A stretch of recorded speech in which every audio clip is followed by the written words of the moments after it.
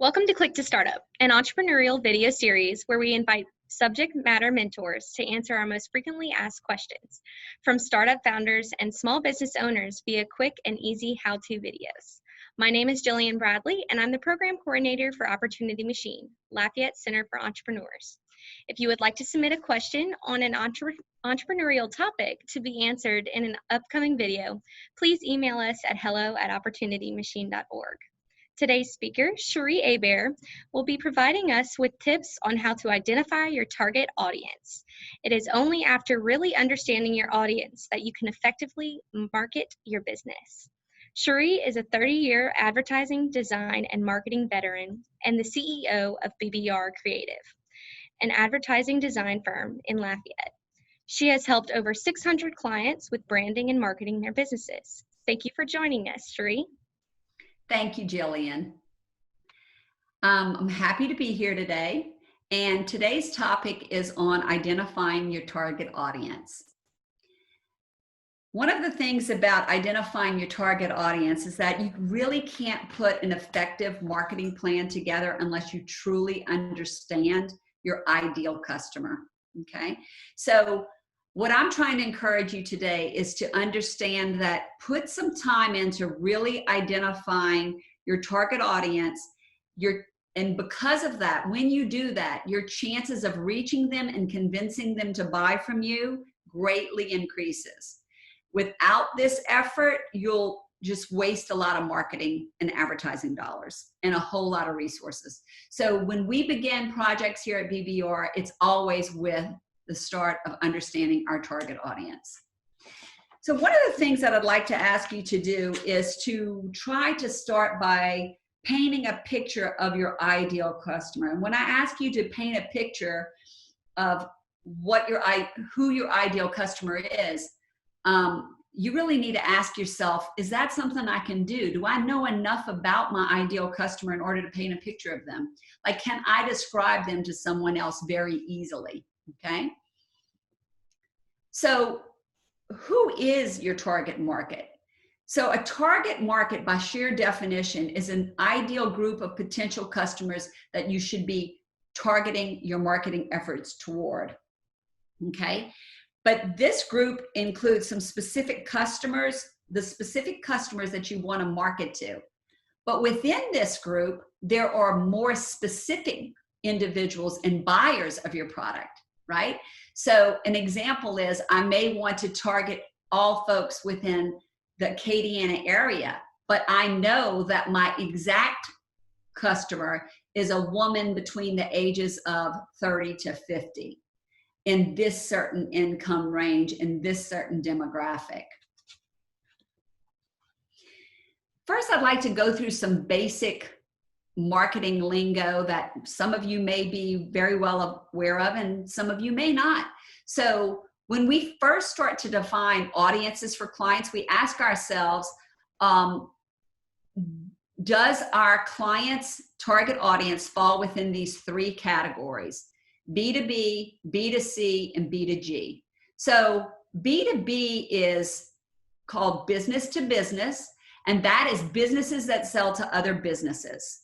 So the first thing you need to know is, am I selling to businesses or am I selling directly to the consumer? And when you sell to businesses, you might be in a business that sells wholesale products from one business to the next, or you might be in a banking that's selling from a commercial business to another, from a bank to a commercial business. You may be in pharmaceutical sales, so that's selling directly to the physician. So ask yourself if you're B2B. If you're not B2B, then chances are you're B2C, which is business to consumer, which most of you probably are. Business to consumer are folks who are selling lifestyle services. You're selling like insurance agents or realtors or physician offices. You're selling directly to the consumer. There are many different tactics between selling directly from a B2B or a B2C. You use different methods to reach each, okay? Then the other category that we don't refer to that much in our business is B2G, and that's business to government. And those are businesses that sell directly to the government. A lot of times if you're in B2G, you're also in B2B, right? So So you may be selling engineering or construction services or professional services. So for example, at BBR, we had a contract with the state for a long time and helped market the state, but we also helped businesses. So we did a little of both. So let's talk about the B2B client for a minute, for the customer for a minute. You need, if you do target businesses specifically, you need to even know a little bit more about them. So my first question to you would be, do you serve a specific industry or industries? And do you know what their SIC or NAICS code is? Those are both classification systems. The NAICS is the North American classification system for industry. And so these are standards that are used across all economic factors to determine what type of business you're actually in. So you must also ask yourself, what size business would be the ideal for you to serve? How many employees may they have? What is their annual revenue? What is their geographic region? What I'm trying to communicate to you is that you need to do your homework to really identify and hone in on the specifics of your ideal customer. You may also want to know within this model of B2B, who is the purchaser within the organization? And there are more than one. There's an economic purchaser, and then there's actually more of a C-level leader who's purchasing you because he's trying to get some results. He or she are getting some results that they need from a business perspective. But there's also the economic purchaser, and then also there's the champion within an organization who's helping bring you to the table in order to better sell. So there's a lot of different nuances to who that customer might be. And you can find some of these B2B leads through industry trades and directories, through Google search, through list brokers. You can buy lists of companies. You can go use LinkedIn at a much higher level using Sales Navigator to find leads, and you can use economic development organizations in order to find those B2B leads. When you're marketing and advertising to the consumer, you need to know a lot about the individual that you're really trying to market to. So where do they live? Who are they? What are their values and interests? What do they believe in and support? So there's several big buckets that you would really try to delve into in order to create this profile. As specific as you could be in terms of their geographics, their demographics, which are things like age, gender, education, marital status, race, religion, psychographics. There are many ways that you can target particularly online, by folks' values, beliefs, interests. In other words, it happens to you every day when you're on social media and you're getting targeted an ad because of things that you're interested in and things that you value. They automatically pop up and serve you because they know you're interested in these things. And the same thing with behaviors. So do the work to really understand that audience. You can find your people. Once you know your profile, right, you can find those folks in a variety of ways. So you can reach them through various media outlets, but one of the first things the media is going to want to know is, what do you know about your customer so I can best match the right media for that particular consumer? There's various forms of research you can use in order to reach your target. So if your target is a male between the ages of 18 and 25, you're going to be reaching them in a much different way than you're going to be reaching a female between the ages of 60 to 75, right? So that's why knowing this and documenting is hugely important. And that's when it comes to building your buyer persona, okay? A buyer persona is really a profile of the ideal customer you would want to have for your business.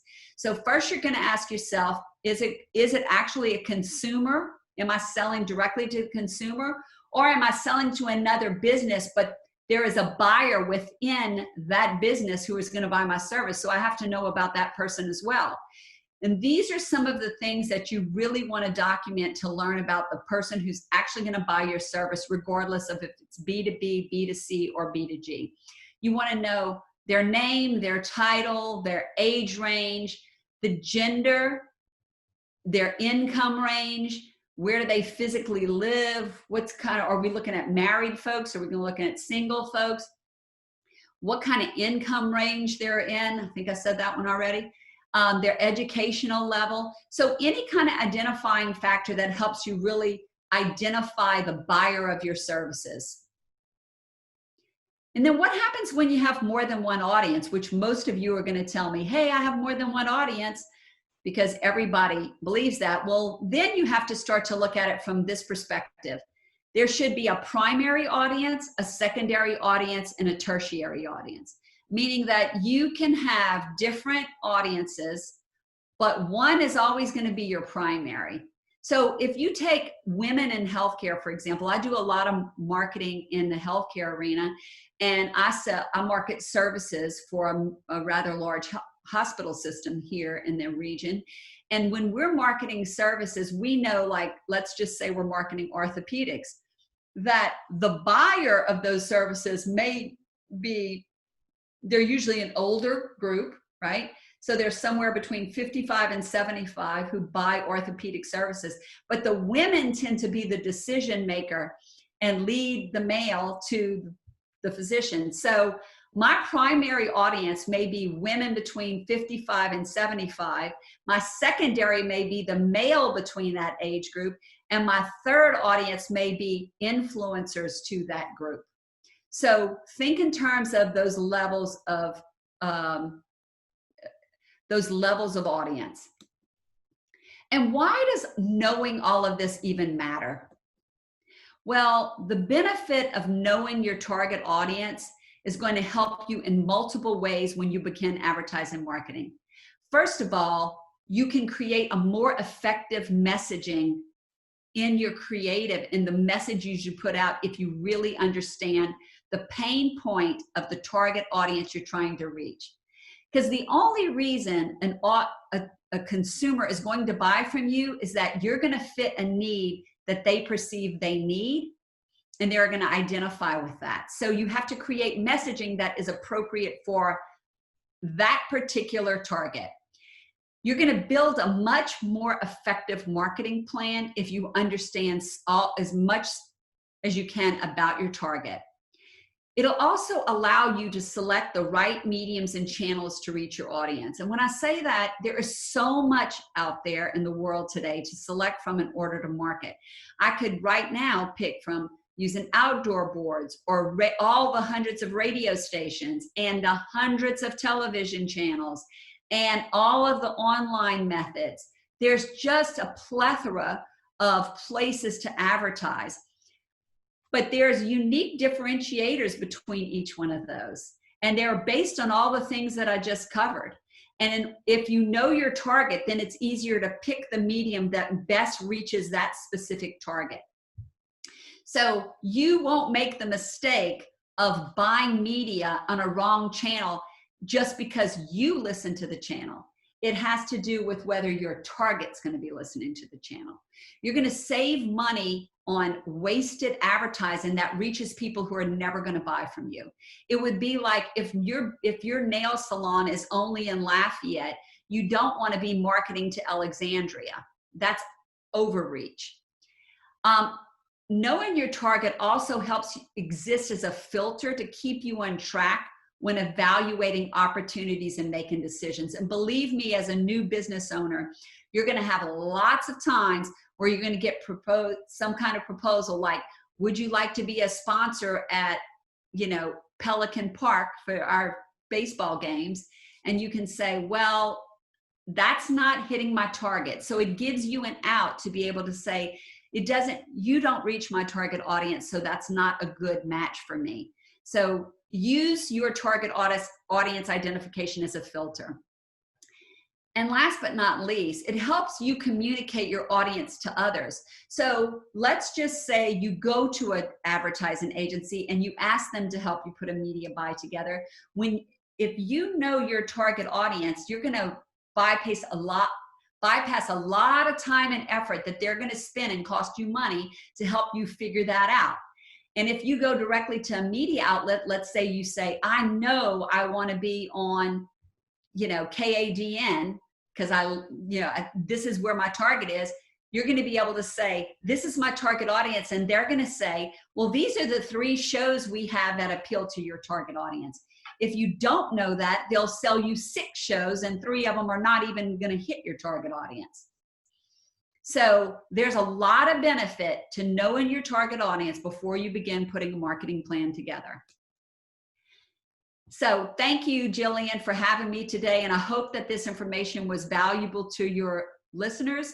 And I hope you guys think about your target audience before you put your marketing plan together. And please sit down and identify different targets and the personas of each in order for you to be a more effective marketer. Thank you. Thanks, Cherie, for taking the time to share this information for us today.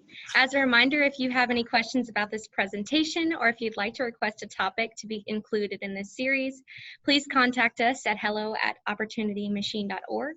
And we hope you enjoyed today's topic on Click to Startup.